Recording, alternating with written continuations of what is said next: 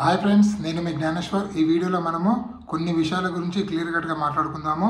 Promo 1 promo చూసాం కదా, ఆ టాస్కుల్లో ఎవరెవరికి ఎంత స్కోర్ వచ్చింది, ఎవరు ఫస్ట్ పొజిషన్లో ఉన్నారు, ఎవరు సెకండ్ పొజిషన్లో ఉన్నారు అనేది ఈ వీడియోలో మనం క్లియర్ కట్గా మాట్లాడుకుందాము. అదేవిధంగా బిగ్ బాస్ హౌస్లోకి 20 మంది ఆడియన్స్ రావడం జరిగింది. ఆ 20 మంది ఆడియన్స్ వచ్చి ఎవరికి ఓటేశారు, ఎవరికి ఓట్ అపీల్ వచ్చింది అనేది ఈ వీడియోలో మనము క్లియర్ కట్గా మాట్లాడుకుందాము. అదేవిధంగా కళ్యాణ్ పడాలకు ఈ టికెట్ ఫినాలే గెలిచి తనకి ఏదైనా మైనస్ అవ్వబోతుందా, తనకి ఏదైనా నెగిటివిటీ అవ్వబోతుందా బయట అనేది వీడియోలో క్లియర్ కట్గా మాట్లాడుకుందాము. అదేవిధంగా నామినేషన్లో ఉన్నటువంటి 6 కంటెస్టెంట్ల ఓటింగ్ ఆర్డర్ ఎలా ఉంది, ఎవరు ఫస్ట్ పొజిషన్లో ఉన్నారో, ఎవరు సెకండ్ పొజిషన్లో అనేది ఈ వీడియోలో క్లియర్ కట్గా మాట్లాడుకుందాము. అదేవిధంగా విన్నర్ పొజిషన్లో ఉన్నటువంటి ఇమాన్యుల్ ఓటింగ్ అనేది ఎలా ఉంది, అలాగే తనుజ గారి ఓటింగ్ ఎలా ఉంది అనేది ఈ వీడియోలో మనము క్లియర్ కట్గా మాట్లాడుకుందాము. నేను చెప్పబోయే ప్రతి అంశం పైన మీకు ఫుల్ క్లారిటీ కావాలంటే దయచేసి నా 5 మినిట్స్ వీడియో చివరి వరకు చూడండి. మీకైతే ఫుల్ క్లారిటీ అయితే వస్తుంది. అంతకన్నా ముందు నా పేరు జ్ఞానేశ్వర్, నాకు ఒక ఇన్స్టా ఐడి ఉంది. ఆ ఇన్స్టా ఐడి పేరు జ్ఞానేశ్వర్ బీబీ రివ్యూస్ ఉంటుంది. మీరు ఇన్స్టాగ్రామ్ని ఫాలో అవడం వల్ల బిగ్ బాస్ 9 సంబంధించిన ప్రతి ఒక్క అప్డేట్ అనేది మీకు ఎపిసోడ్ కన్నా ముందే తెలియాలంటే నా ఇన్స్టా ఐడిని ఫాలో అవ్వండి. 100% నేను జెన్యున్ అప్డేట్స్ అయితే ఇన్స్టా స్టోరీలో పెడుతూ ఉంటాను. సో అసలైన మ్యాటర్కి వెళ్ళిపోదాము. బిగ్ బాస్ హౌస్లో ఓట్ అపీల్ కోసము అలాగే ఇమ్యూనిటీ కోసము టాస్క్ జరుగుతున్నాయి కదా. ఈ టాస్క్లో నిన్న ఒక టాస్క్ జరిగింది, ఈరోజు కూడా ఇప్పుడు లైవ్లో 24/7లో సెకండ్ టాస్క్ అనేది జరుగుతుంది. సో ఫస్ట్ టాస్క్ మనము ఒకసారి పరిశీలించుకుంటూ పోతే ఫస్ట్ టాస్క్లో ఎవరికి ఎంత స్కోర్ వచ్చిందంటే ఇమాన్యుయల్కు 50 వచ్చింది, డిమాన్కు 40, దాని తర్వాత బర్నీ గారికి 30, దాని తర్వాత తనుజకు 20, దాని తర్వాత మన సుమన్ శెట్టికి 10, సంజన గారికి 0. సో ఇప్పుడు లైవ్లో 24/7 లైవ్లో ఇంకో టాస్క్ జరుగుతుంది. ఆ టాస్క్లో చూసుకుంటే మనకు ఓవరాల్గా ఇమాన్యుయల్కి 100 వస్తుంది. ఓవరాల్గా ఈ 2 టాస్కులు బట్టి అబ్జర్వ్ చేస్తే మనకు ఇమాన్యుయల్ స్కోరు 150 ఉంటుంది, అలాగే డిమాన్ పాన్ ఓటింగ్ అనేది 120 ఉంటుంది, అలాగే బర్నీ గారి voting 90, Tanuja voting 90, Suman Shetty voting 80, Suman Shetty కూడా 90, అలాగే సంజన గారి ఓటింగ్ అనేది 80%లో ఉంది.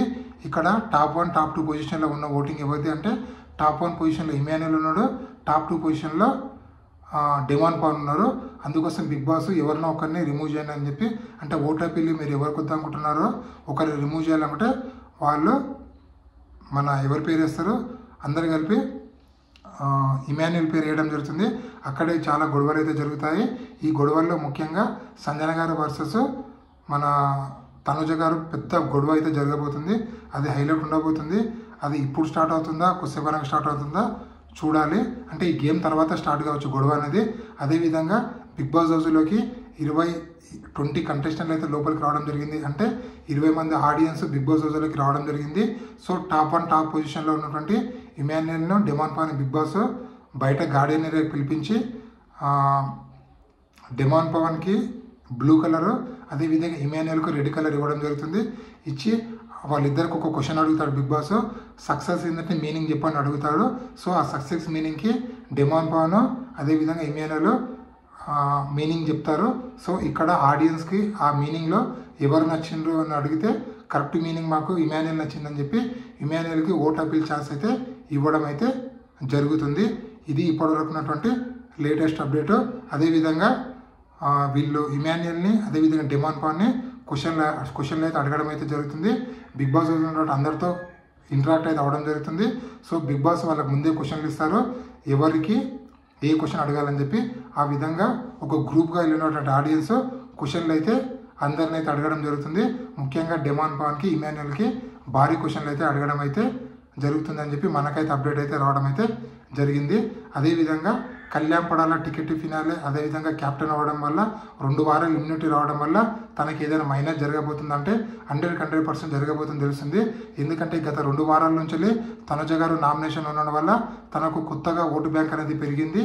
కానీ ఇక్కడ కళ్యాణ్ పడాలకు కొత్తగా ఓటు బ్యాంక్ అనేది పెరగలేదు. ఎందుకంటే తను నామినేషన్ లేకపోవడం తనకు చాలా మైనస్ అని నాకైతే అనిపిస్తుంది. ఎందుకంటే వెంబడెంబడి 2 వారాలు నామినేషన్ లేకపోవడం, తనకంటూ ఒక స్క్రీన్ పేస్ అనేది లేకపోవడము, ఇవన్నీ కళ్యాణ్ పడాలకు ఎక్కడో మైనస్ కొడుతుందని చెప్పి నాకైతే అనిపిస్తుంది. మీకేమనిపిస్తుంది అని కింద కామెంట్ పెట్టండి.